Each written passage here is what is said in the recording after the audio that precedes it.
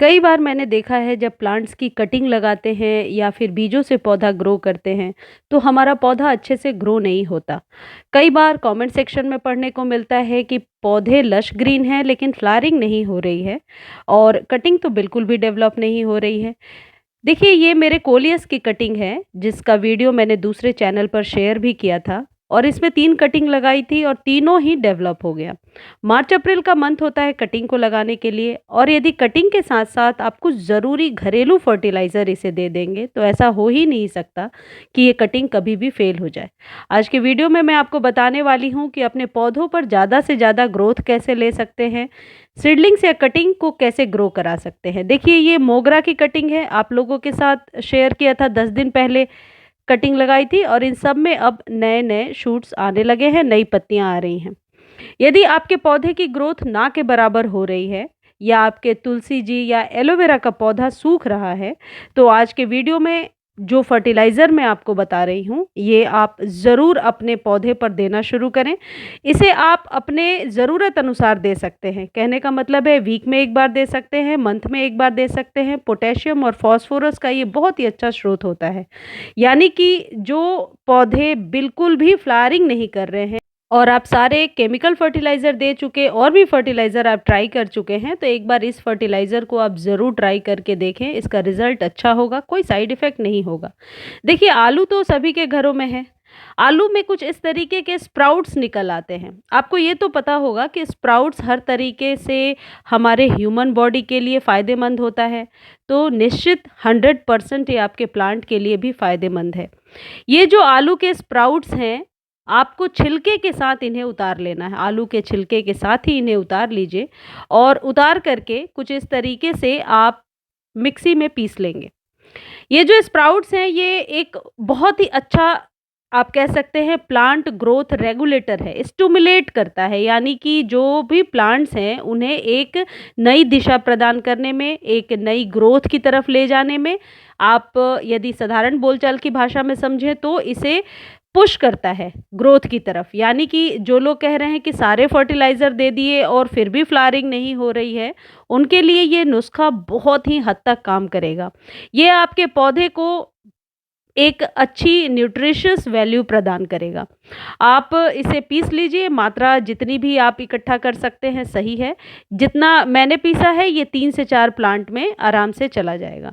देखिए, अब 2 तरीके हैं, आप डायरेक्टली पानी मिलाइए 1 लीटर और सभी पौधों को दे दीजिए। ऐसा नहीं है कि कोई फंगस क्रिएट होगा।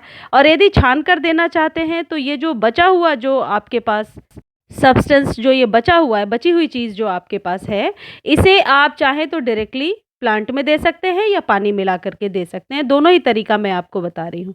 देखिए, कुछ इतना घोल तैयार हो गया। अब इसमें हाफ़ और मैं पानी भर लूँगी और ये अपने उन सभी प्लांट को दे दूँगी जिन पर अब इंस्टेंट मुझे फ्लावरिंग चाहिए या जिन पर फ्लावरिंग हो रही है और मुझे ऐसा लग रहा है कि कलियाँ मजबूत होनी चाहिए। देखिए, ये गुलाब है, हालाँकि ये सर्दियों का गुलाब है, लेकिन इक्का-दुक्का फ्लावरिंग हो रही है। करते-करते बरसात आ जाएगा और उसके बाद वापस इस पर फ्लावरिंग खूब सारी शुरू हो जाएगी। जिनके पास जेरेनियम है, कार्नेशन है, गजानिया है, मोगरा, रजनीगंधा या गुड़हल, इन सब पे आप ये दे सकते हैं। और आप देखेंगे कि कोलियस पर यदि आप इसे देते हैं तो इसका रिज़ल्ट बहुत ही अच्छा देखने को मिलेगा।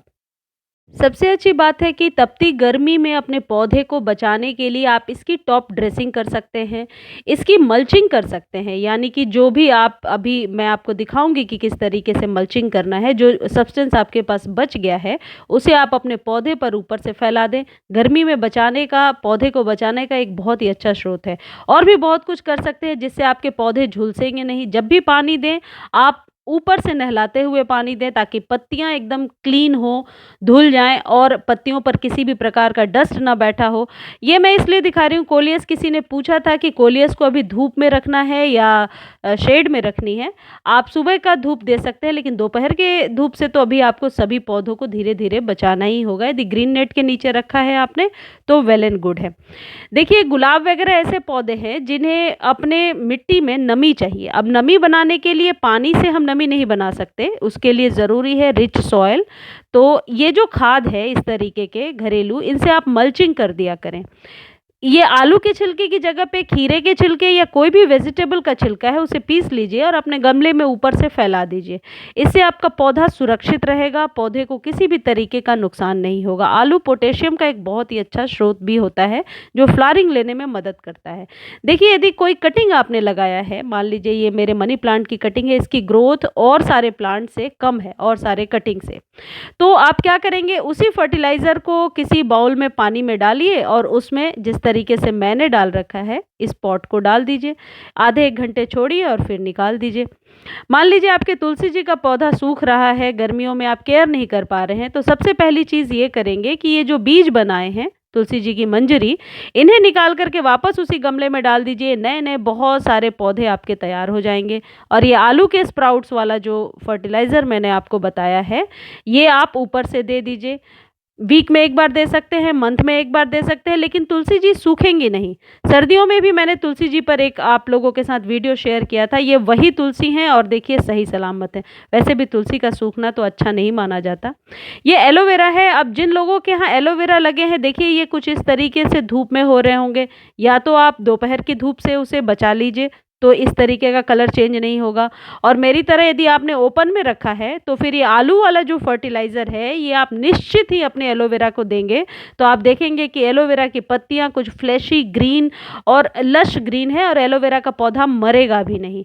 तो ये जो फर्टिलाइज़र आज मैं आपको बता रही हूँ, उसको 2-3 तरीके से आप यूज़ कर सकते हैं। टॉप ड्रेसिंग की तरह यूज़ कर सकते हैं, लिक्विड की तरह यूज़ कर सकते हैं, इंडोर प्लांट को भी दे सकते हैं। एलोवेरा, तुलसी जी और सभी पौधे को आप ये दे सकते हैं। बहुत ही कारगर है ये। मुझे उम्मीद है आज की वीडियो आपको पसंद आई होगी, और यदि इससे रिलेटेड कोई भी जानकारी चाहिए आप कमेंट सेक्शन में लिख दीजिए, मैं ज़रूर जल्द से जल्द आंसर देने की कोशिश करूँगी। धन्यवाद।